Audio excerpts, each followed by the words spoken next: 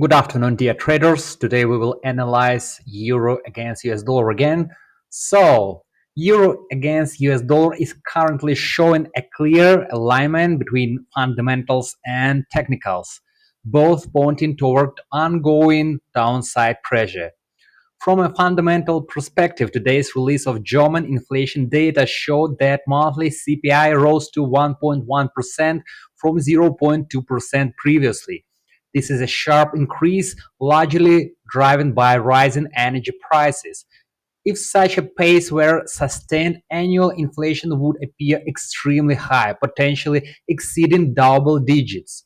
However, the market understands that this is likely a temporary spike, primarily linked to oil.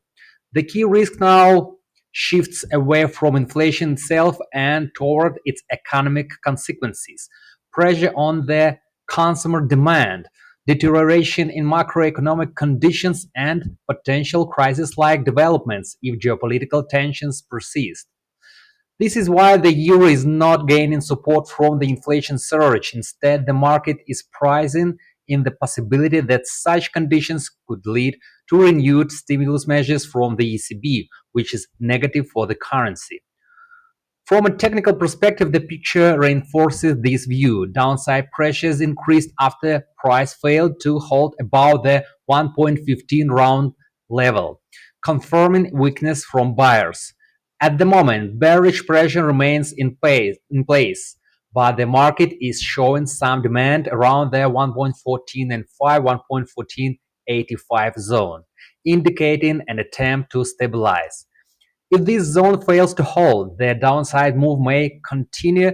If it holds, a short-term bounce is possible, but for now it looks more like a correction within a broader bearish structure rather than a reversal.